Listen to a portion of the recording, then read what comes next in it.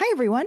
Welcome to another episode of Talk Tech with Data Dave. My name is Alexis, and I am here today with none other than our very own Data Dave. Hi, Dave. How are you today? I'm very well, Alexis. How are you? I'm good. Glad to be here. Yeah, and it is still morning here. I am happy for another day. The sun is finally shining here on this spring morning, and I'm very excited because we have a listener question, Excellent. specifically a follow up to our data lake data warehouses kind of series that we did early on this year. So, very excited about this. Talk Tech with Data Dave is proudly brought to you by D3 Clarity, your partner in AI, data, and cloud innovation. At D3 Clarity, we offer industry leading solutions designed to transform your business and drive lasting success. From tailored consulting services to cutting edge technology strategies, we're here to take your operations to the next level. Ready to unlock your tech potential? Learn more at d3clarity.com.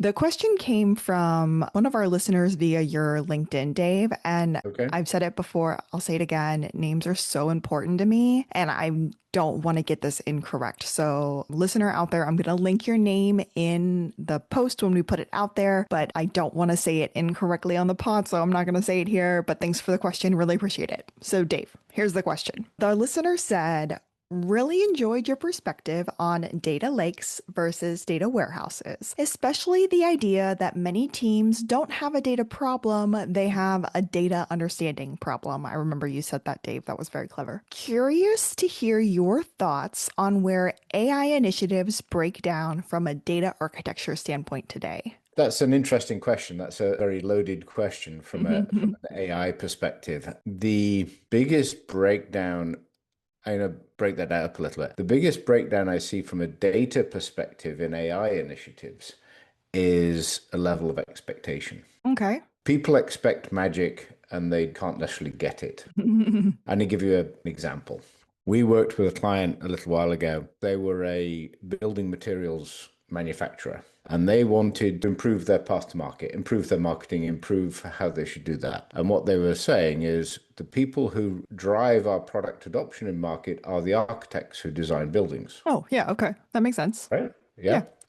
So they came to us and said, okay, we would like you to do analysis into our data set of which architects are recommending our paints. Can we reach out to influencers, given that architects are our influencers, right? Yeah. They're influencing the design of the buildings, etc. That's super smart. Okay. Great idea. The data they gave us was all their commercial data. So we knew who the customer was, we knew who the supplier was, if they distributed, we knew how they got the materials, we knew a lot about the supply chain of the material, but nowhere did it mention the architect, No.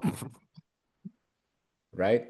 So you could infer a lot. You could infer the person who was installing it, the primary contractor, all kinds of things, right, on the physical creation of the building with these materials. But nowhere did it say who designed the building. So all the AI in the world. Right, exactly. All the AI, all the technology in the world is never going to answer that question from that data, Oh, wow. right? Yeah. So there's this expectation set that magic is going to happen. And they couldn't point us at publicly available data that we could augment that data set with that would say, okay, this project done here was driven by this or anything like that, right? That does not exist. We had to sort of burst their bubble a little bit with sort of the answer to your question does not live in the data that you provided. Wow. It's like buying a book on the Roman Empire and expecting to read about Aztecs. Yeah. It's simply not there, right? You're looking in the wrong place. Yes. It's a very interesting question. It's a very interesting data set. The data set can tell you a lot, but it can't answer that particular question. Yeah. And I could see why and how a lot of companies today might hear words like generative AI and agentic AI and expect magic. That's And right. it's just not there. Like, that's just not how it works. Yeah, it's just not there. Yeah. You could read those documents. There's a lot you can do, but there's a lot you can't do if the data's simply not there. Right. Right. And that, I think, is probably the biggest misconception, as well as the hallucination, which is if I analyze this, you might not get the answer you want because your data was not quite clean enough for this purpose. Hmm. So you might get misleading answers as well. You can't just trust what you find in your data because it might give you misleading answers. We go back to the data warehousing, data lake discussion. You've got a large cadre of data. You might ask a question of that large cadre of data that goes back 20, 30 years, but the answers might not be relevant anymore. I did another project with a computer manufacturer who gave me 20 years of sales data and wanted to predict behavior patterns and future customers from the 20 years. And it's kind of, well, actually, the relevance drops off after about 5 years. A Right. guy who bought a computer 5 years ago might have moved, might have done something else, might have changed jobs, might have done whatever. He may or may not still be relevant. So giving me the 20 years isn't very useful.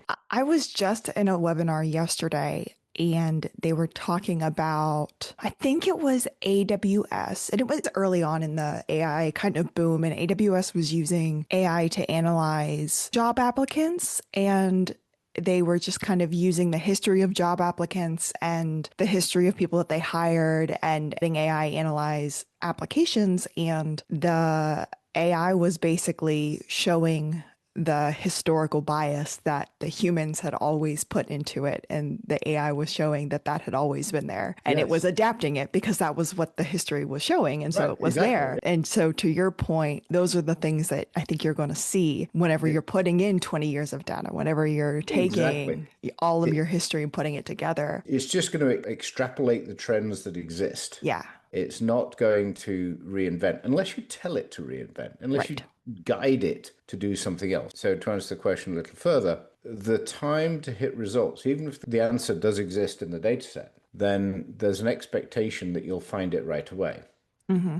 There's an expectation that it will be correct. But when you start talking about predictive and that sort of thing, you're going to exaggerate and extrapolate trends that exist in your data that you may or may not like. So you're going to have to tune your answer to eliminate the pieces that you don't like Hmm. because your data is going to describe what was, not what should have been, Right. or what you think might have been. Which is another way to read the results. You have to read them with that lens in order to then use the results in an appropriate way. So there's another part to this question that I want to ask you about, Dave. The person who asked the question said, "Can I hear your thoughts on where AI initiatives break down from a data architecture standpoint today?" And data architecture is the part of that question that I want to ask you about because I really liked your answer there, but I want to kind of lean into the data architecture question. Understanding that data architecture is really the way we manage data. What would you say is your answer from that standpoint? So the answer from that standpoint is probably more finding the particular answer.